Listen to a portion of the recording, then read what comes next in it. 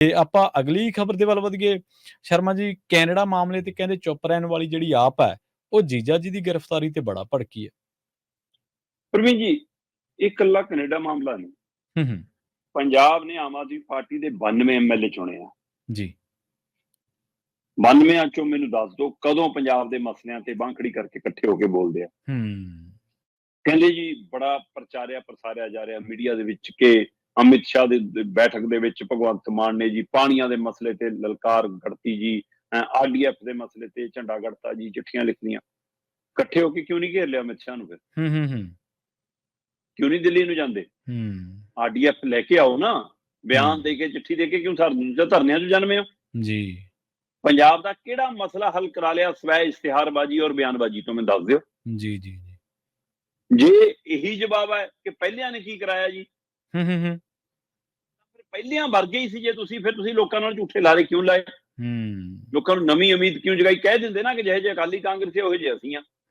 ਉਹ ਵੀ ਝੂਠ ਬੋਲਦੇ, ਅਸੀਂ ਵੀ ਝੂਠ ਬੋਲਦੇ ਆ। ਪਰ ਸਵਾਲ ਮਸਲਾ ਕੈਨੇਡਾ ਵਾਲਾ ਜਿਹੜਾ ਤੁਸੀਂ ਸਵਾਲ ਕਰ ਰਹੇ ਹੋ, ਉਹ ਇਸ ਲਈ ਹੈ। ਮੈਂ ਕਹਿੰਦਾ ਤੁਸੀਂ ਕੈਨੇਡਾ ਨੂੰ ਸਹੀ ਠਹਿਰਾਉਣਾ ਸਹੀ ਠਹਿਰਾ ਲਓ, ਗਲਤ ਠਹਿਰਾਉਣਾ ਗਲਤ ਠਹਿਰਾਓ, ਬੋਲੋ ਤਾਂ ਸਹੀ। 92 ਦੇ 92 ਐਮਐਲਏ ਜਾਂ ਪੰਜਾਬ ਦੀ ਆਮ ਆਦਮੀ ਪਾਰਟੀ ਜਾਂ ਦਿੱਲੀ ਦੇ ਵਿੱਚ ਕੇਜਰੀਵਾਲ ਦੀ ਆਮ ਆਦਮੀ ਪਾਰਟੀ, ਸਮੁੱਚੀ ਆਮ ਆਦਮੀ ਪਾਰਟੀ ਦੀ ਜੇਕਰ ਨੀਂਹ ਦੇ ਵਿੱਚ ਕੋਈ ਡਾਲਰਾਂ ਨਾਲ ਚੁਣਾਈ ਹੋਈ ਹੈ ਤਾਂ ਐਨਆਰਆਈਆਂ ਨੇ ਕੀਤੀ ਆ। ਅੱਜ ਆਮ ਆਦਮੀ ਪਾਰਟੀ ਦੀ ਜੇਕਰ ਕੋਈ ਹੋਂਦ ਪਹਿਚਾਣ ਵਜੂਦ ਹੈਗਾ ਤਾਂ ਉਹ 'ਚ ਵੱਡਾ ਯੋਗਦਾਨ ਐਨਆਰਆਈ ਭਰਾਵਾਂ ਦਾ, ਜਿਨ੍ਹਾਂ 'ਚ ਪੰਜਾਬੀ ਐਨਆਰਆਈ ਭਰਾਵਾਂ ਦਾ ਵੱਡਾ ਯੋਗਦਾਨ ਹੈ। ਜੀ ਜੀ, ਕੋਈ ਸ਼ੱਕ। ਜਿਨ੍ਹਾਂ ਨੇ ਆਪਣੇ ਕੰਮਾਕਾਰਾਂ ਦੀ, ਆਪਣੇ ਰੁਤਬੇ ਦੀ, ਆਪਣੇ ਪਰਿਵਾਰ ਦੀ ਪਰਵਾਹ ਨਾ ਕਰਦਿਆਂ ਇਹਨਾਂ ਲਈ ਫੰਡ ਵੀ, ਪੈਸਾ ਵੀ, ਸ਼ੋਹਰਤ ਵੀ, ਤਾਕਤ ਵੀ, ਆਪ ਵੀ, ਆਪਣੀ ਸਮਰੱਥਾ ਵੀ, ਬੱਸਾਂ ਭਰ ਕੇ ਲਿਆਉਣੀਆਂ, ਢੋਲ ਵਜਾਉਣੇ, ਇਕੱਠ ਕਰਨਾ, ਰਿਸ਼ਤੇਦਾਰਾਂ ਦੀਆਂ ਮਿੰਨਤਾਂ ਤਰਲੇ ਕਰਨੇ, ਪਿੰਡਾਂ 'ਚ ਬੈਠਕਾਂ ਕਰਨੀਆਂ, ਕੰਮ ਛੱਡ ਕੇ ਇੱਧਰ ਬੈਠੇ ਰਹਿਣਾ। ਪਿਛਲੀ ਵਾਰ ਵੀ ਤੇ ਇਸ ਵਾਰ ਵੀ ਵੱਡਾ ਯੋਗਦਾਨ ਹੈ। ਤੇ ਤੁਸੀਂ ਉਹਨਾਂ ਦੇ ਉੱਤੇ ਜਦੋਂ ਔਖੀ ਘੜੀ ਆਈ ਤੇ ਤੁਸੀਂ ਹਾਰਾ ਨਾਰਾ ਵੀ ਨਹੀਂ ਮਾਰਿਆ। ਜੀ ਜੀ ਜੀ। ਭਾਰਤ ਦਾ ਸੋ ਕਾਲਡ ਨੈਸ਼ਨਲ ਮੀਡੀਆ ਜਿਵੇਂ ਪੂਰੇ ਪੰਜਾਬੀ ਭਾਈਚਾਰੇ ਨੂੰ, ਖਾਸ ਕਰ ਸਿੱਖ ਭਾਈਚਾਰੇ ਨੂੰ ਪੂਰੇ ਇੱਕੋ ਕਟਹਿਰੇ 'ਚ ਇੱਕੋ ਰੱਸੇ ਨਾਲ ਬੰਨਣ ਨੂੰ ਫਿਰਦਾ, ਕਿਉਂ ਨਹੀਂ ਪੰਜਾਬ ਸਰਕਾਰ ਬੋਲੀ ਬਈ? ਜੇ ਸਰਕਾਰ ਦੇ ਕੋਈ ਮਸਲੇ ਨੇ, ਸਰਕਾਰ ਦੇ ਮੂੰਹ ਤੇ ਕੋਈ ਚੇਪੀ ਲੱਗਿਆ, ਪਾਰਟੀ ਬੋਲ ਲੈਂਦੀ।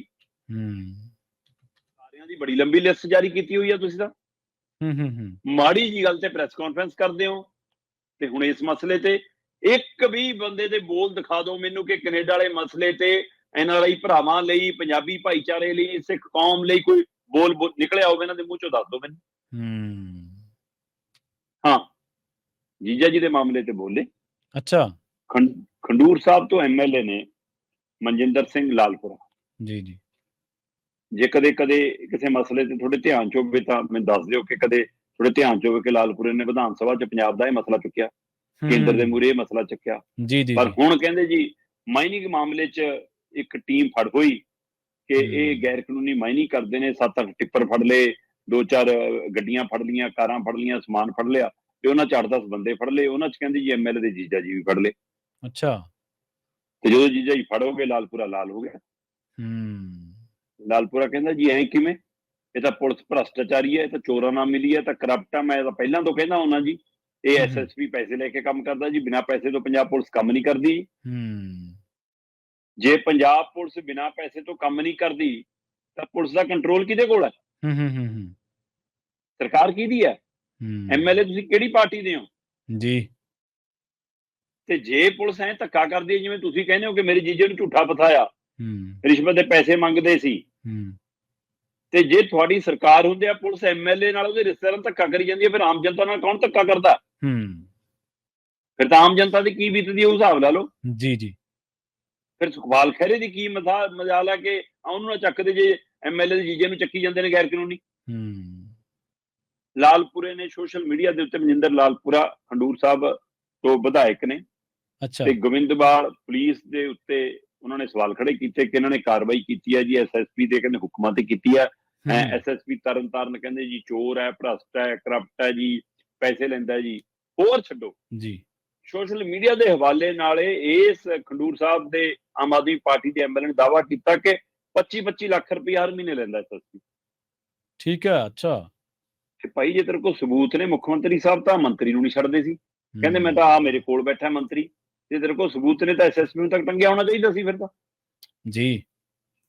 ਤੇ ਐਸਐਸਪੀ ਕਹਿੰਦਾ ਜੀ ਮੈਂ ਕੁਝ ਨਹੀਂ ਕਹਿਣਾ, ਹਾਂ ਬਸ ਇੰਨਾ ਜ਼ਰੂਰ ਦੱਸਣਾ ਜੀ ਕਿ ਜਿਹੜੇ ਮਾਈਨਿੰਗ ਦੇ ਮਾਮਲੇ 'ਚ ਫਸੇ ਨੇ ਉਹਨਾਂ 'ਚ ਐਮਐਲਏ ਦਾ ਰਿਸ਼ਤੇਦਾਰ ਵੀ ਜ਼ਰੂਰ ਫਸਿਆ। ਅੱਛਾ। ਕਹਿੰਦਾ ਮੈਂ ਕੋਈ ਟਿੱਪਣੀ ਕਰਨੀ। ਸੋ ਇਹ ਵੱਡਾ ਸਵਾਲ ਹੈ ਜਨਾਬ ਕਿ ਤੁਸੀਂ ਕਹਿੰਦੇ ਹੋ ਅਸੀਂ ਪੰਜਾਬ 'ਚੋਂ ਗੈਰ ਕਾਨੂੰਨੀ ਮਾਈਨਿੰਗ ਮਕਾਉਣੀ ਆ, ਤੇ ਜੇ ਪੁਲਿਸ ਨੇ ਚੱਕੇ ਨੇ ਹੁਣ ਤੇ ਉਹਨਾਂ 'ਚ ਤੁਹਾਡਾ ਰਿਸ਼ਤੇਦਾਰ ਆ ਗਿਆ ਫਿਰ ਉਹ ਗਲਤ ਆ, ਜੇ ਤੁਹਾਡਾ ਰਿਸ਼ਤੇਦਾਰ ਨਾ ਹੁੰਦਾ ਦੂਜੀ ਪਾਰਟੀ ਵਾਲੇ ਹੁੰਦੇ ਫਿਰ ਜਾਇਜ਼ ਹੁੰਦਾ ਹੈ, ਫਿਰ ਜਾਇਜ਼ ਹੁੰਦਾ। ਸਹੀ। ਤੇ ਜੇ ਪੁਲਿਸ ਧੱਕਾ ਕਰ ਰਹੀ ਹੈ, ਜੇ ਐਮਐਲਏ ਨਾਲ ਵੀ ਧੱਕਾ, ਫਿਰ ਲੋਕਾਂ ਨਾਲ ਕਿੰਨਾ ਧੱਕਾ ਹੁੰਦਾ ਹੋਊਗਾ, ਇਹਦੇ ਲਈ ਵੀ ਤੁਸੀਂ ਦੱਸ ਦਿਓ ਫਿਰ। ਸੋ ਇਸ ਲਈ ਕੁੱਲ ਮਿਲਾ ਕੇ ਗੱਲ ਸਪਸ਼ਟ ਹੈ ਕਿ ਪੰਜਾਬ ਦੇ ਮਸਲਿਆਂ ਤੇ, ਪੰਜਾਬ ਦੇ ਮੁੱਦਿਆਂ ਤੇ, ਪੰਜਾਬ ਦੇ ਕੰਮਾਂ ਕਾਰਾਂ ਤੇ ਕੈਨੇਡਾ ਔਰ ਭਾਰਤ ਦੇ ਮਸਲੇ ਤੇ ਚੁੱਪ ਰਹਿਣ ਵਾਲੀ ਆਪ ਅੱਜ ਜੀਜਾ ਜੀ ਦੇ ਮਸਲੇ ਤੇ ਕਿਉਂ ਤੜਫ ਰਹੀ ਹੈ। ਜੀ ਜੀ।